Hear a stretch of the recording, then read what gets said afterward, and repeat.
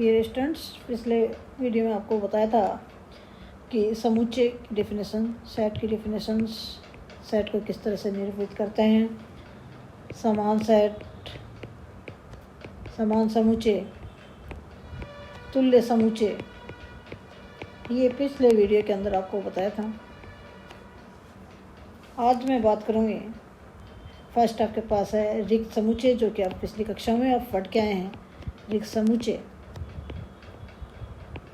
Void set या empty set, empty set या void set भी बोल देते हैं, वॉइड सेट या फिर नल सेट। नल सेट अर्थात एक ऐसा सेट जिसके अंदर कोई भी एक भी एलिमेंट्स नहीं हो, वो आपका वॉइड सेट कहलाता है। आप पढ़ के आए हैं। इसको आप सिंबल फाई या इस तरह का सिंबल है, उससे अपने व्यक्त किए थे सिंबल्स।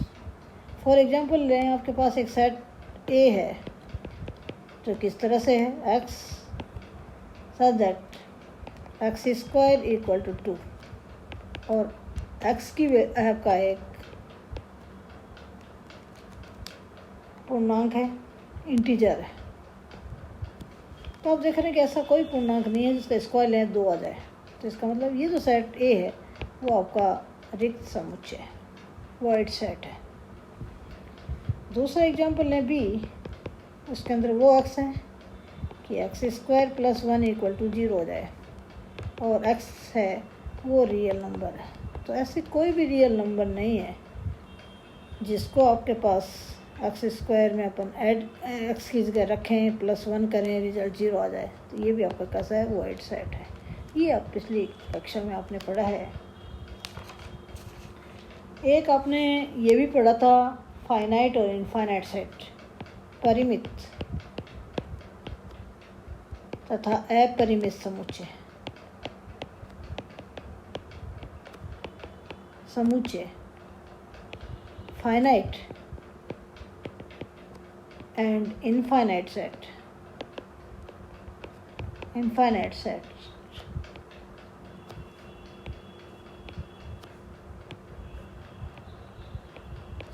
अभी अपन ने देखा, एक एग्जांपल देखा था कि एक सेट ए था जिसके अंदर एलिमेंट्स थे 1, -1, आइटा और माइनस आइटा। ये आपका फाइनाइट सेट था, परिमित समुच्चय था। दूसरा आपने देखा सेट एन, जिसके अंदर 1, 2, 3 एंड सो ऑन। ये आपका अपरिमित समुच्चय था, ये अपन अभी देखे हैं। तो फाइनाइट सेट की डेफिनेशन आपको पूछे तो इसका मतलब क्या है, उसके एक ऐसा सेट जिसमें एलिमेंट्स हैं वो फाइनाइट हो, और ऐसा सेट जिसके अंदर आपके पास एलिमेंट्स हैं इनफाइनाइट हो, तो इनफाइनाइट सेट हो गया। फाइनाइट है एलिमेंट्स तो फाइनाइट सेट, इनफाइनाइट है तो इनफाइनाइट सेट हो जाता है। दूसरा एक एग्जांपल और देखें कि एक सेट आपका बी है जिसके अंदर वो एक्स हैं कि एक्स की वैल्यू लेस देन 5 है और एक्स आपका नेचुरल नंबर है। तो मीन्स ये सेट आपका फाइनाइट सेट है। फाइनाइट सेट है क्योंकि इसके अंदर एलिमेंट्स कौन कौन से हैं, वो नेचुरल नंबर जो 5 से कम है, 1, 2, 3 और 4। तो 4 एलिमेंट्स हैं, तो ये आपका फाइनाइट सेट है। आप ये भी पढ़ के आए हैं सबसेट, सबसेट्स, उपसमुच्चय।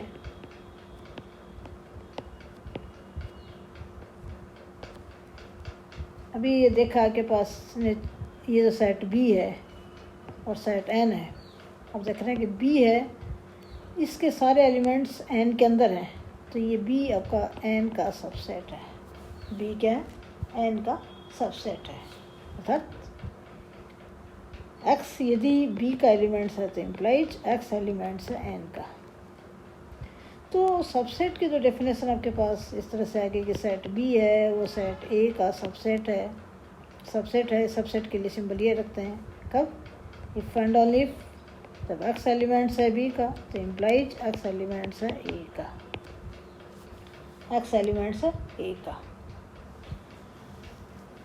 तो ये आपका अपन दोनों सेट आपके पास, जैसे ये सेट है बी, ये एग्जाम बी लिया, नीचे वाले को अपन सेट सी नाम दे दें, तो आप देख रहे हैं कि बी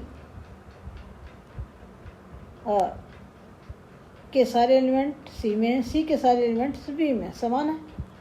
तो बी सबसेट है सी का, सी सबसेट है बी का, सी सबसेट है बी का।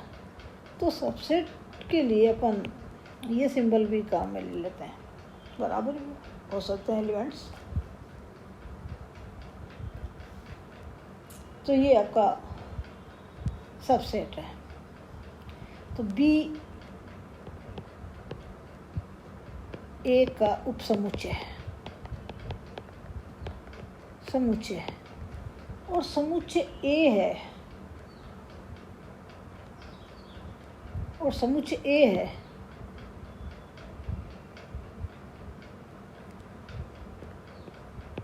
बी का आपका सुपर सेट कहलाता है, का अधिसमुच्चय, समुच्चय सुपर सेट, सुपर सेट है।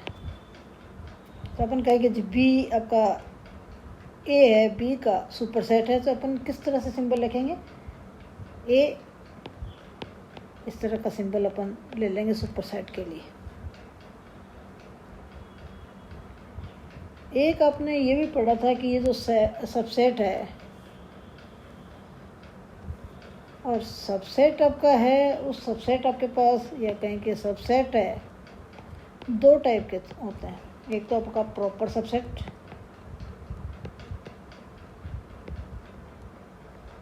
सबसेट, एक आपका इम्प्रॉपर सबसेट,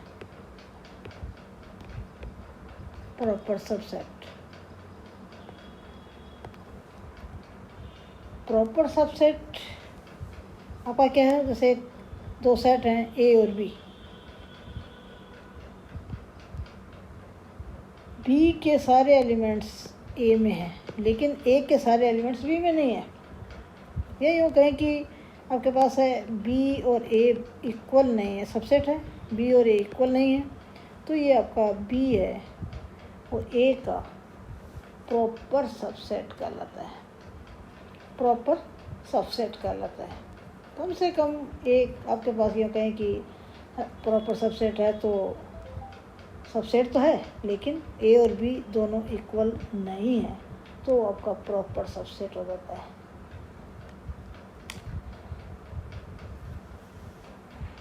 कम से कम एक एलिमेंट्स ऐसा हो ए के अंदर जो बी में नहीं हो, तो ये आपका प्रॉपर सबसेट हो गया बी ए का। ऐसे इम्प्रॉपर सबसेट, अपन ए सबसेट होता है ए का, ए क्या होता है, ए का होता है इम्प्रॉपर सेट। क्या अपन जानते हैं कि ए सबसेट होता है ए का, तो मीन्स ये सबसेट आपका है इम्प्रॉपर सबसेट है, इम्प्रॉपर सबसेट है।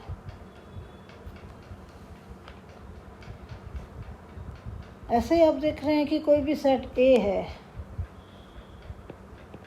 उस सेट ए का वाइड सेट है, वो इसका सबसेट होता है।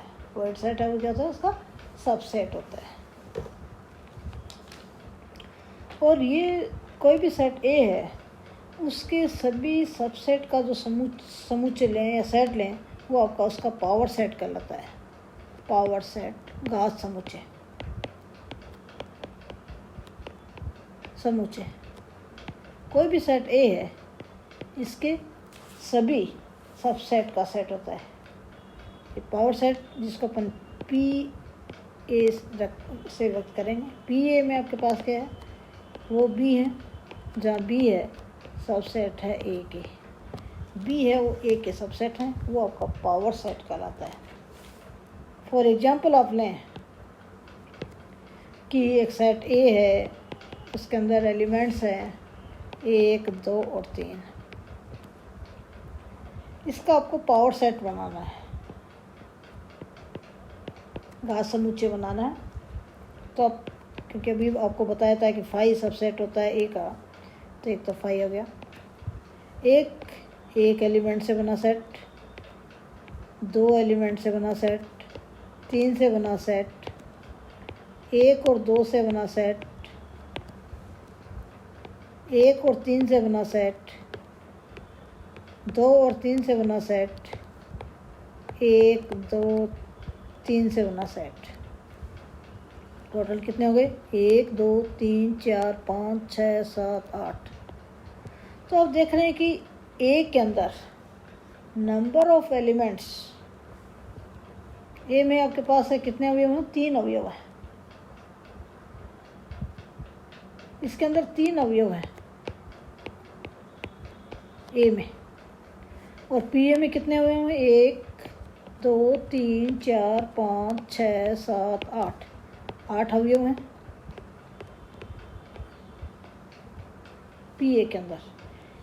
ए में 3 अवयव थे, पी ए में आपके पास 8 अवयव है। इसका मतलब 2 की पावर 3 है।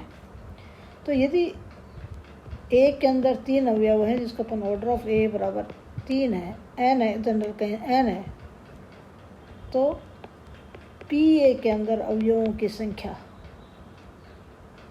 पी ए में अवयवों की संख्या ऑर्डर ऑफ वो आपके पास है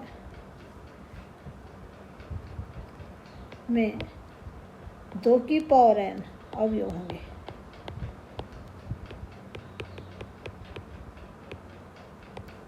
यदि आपके पास ए में एन अवयव हैं तो पी ए में 2 की पावर एन अवयव होंगे। तो ये आपका पावर सेट था। ये क्या था? Power set. पी ए तो कोई भी समुच्चय है, उसके सभी उप समुच्चयों का समुच्चय, वो उसका क्या कहलाता है? पावर सेट कहलाता है। एक आप पिछली कक्षा में पढ़ा होगा ऑर्डर्ड पेयर। ऑर्डर्ड पेयर क्रमित युग्म।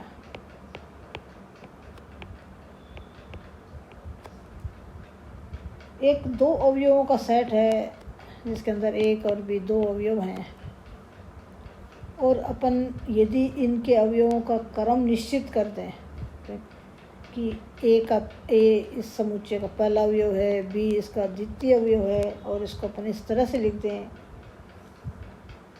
दें तो ये जो समुच्चय आपके पास है, समुच्चय ये तो आपका समुच्चय ए, ये है अकर्मित समुच्चय। ठीक है, अकर्मित समुच्चय। 2 अवयव हैं तो युग्म वर्ष नाम दे दिया। इसमें भी आपके पास 2 अवयव हैं, लेकिन अपन ने फिक्स कर दिया ए और बी का। ए पहला अवयव है, बी इसका दूसरा अवयव है। तो ये आपका अकर्मित, ये आपका कर्मित युग्म है कहलाता है। क्या कहलाता है? कर्मित युग्म। यदि अपन इस तरह से लिख दें, बी ए लिख दें, ये भी कर्मित युग्म है। ये भी क्या है? कर्मित युग्म है, लेकिन ये दोनों समान नहीं है। तो 2 कर्मित युग्म ए बी और कर्मित युग्म सी और डी, ये दोनों समान हैं, तुल्य आपके पास परस्पर तुल्य कहलाते हैं, समान हैं, या इक्वल हैं आपके पास हैं। कहें ये फंड ऑलिव कब? जब ए और सी समान है एंड बी और डी समान है, तब ये दोनों आपके पास ऑर्डर्ड पेयर हैं, वो आपके पास इक्वल होंगे। ये आपने पिछली कक्षाओं में भी पढ़ा है, उसी के बारे में अपन चर्चा कर रहे हैं। ऐसा ही आपके पास है कोई सेट आपके पास है जिसके अंदर 3 अवयव हैं, ए बी और सी, उनका क्रम आपके पास निश्चित कर दिया तो ट्यूपल्स हो गया। एन अवयव हैं, a b c and so on, अपने पास या A1 अपन यूँ ले लें ताकि दिखे भी n अवयव हैं इस समुच्चय के अंदर, A1 A2 and so on AN। Order आपके पास है, इस इनका क्रम है वो अपन ने ऑर्डर्ड है वो फिक्स कर दिया। ये आपका n tuples, ordered n tuples कहलाता है, n tuple, ordered n tuple. ये इस ऑर्डर्ड n ट्यूपल का ये फर्स्ट एलिमेंट्स है, ये सेकंड एलिमेंट्स है, ये n एलिमेंट्स है, ये आपको फिक्स है। तो दो n ट्यूपल्स हैं, जैसे ये आपके पास इक्वल हैं इफ़ एंड ओनली इफ ये कंडीशन है, ऐसे n ट्यूपल्स के अंदर B1 B2 ये भी n ट्यूपल्स है, Bn अवयव तो समान है, ये आपके पास है, समान है, तुल्य है, इक्वलेंट है, सेम ही है। कब है?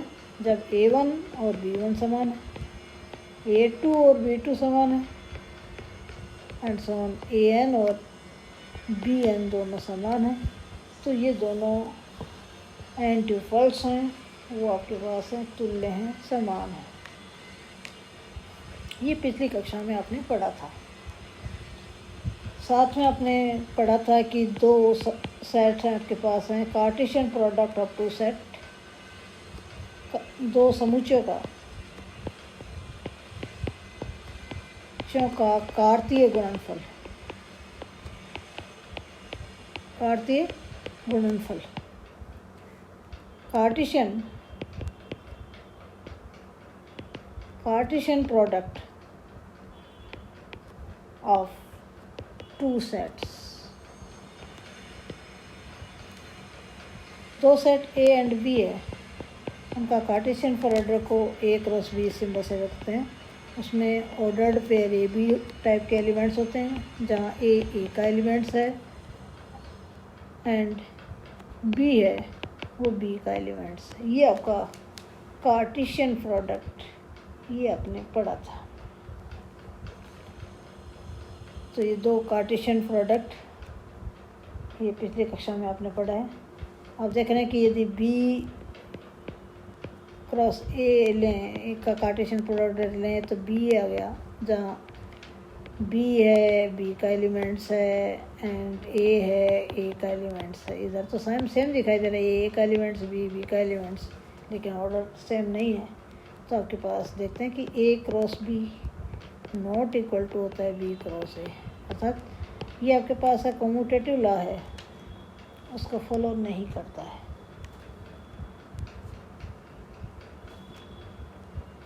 बाकी आगे कल पढ़ेंगे। Thanks students.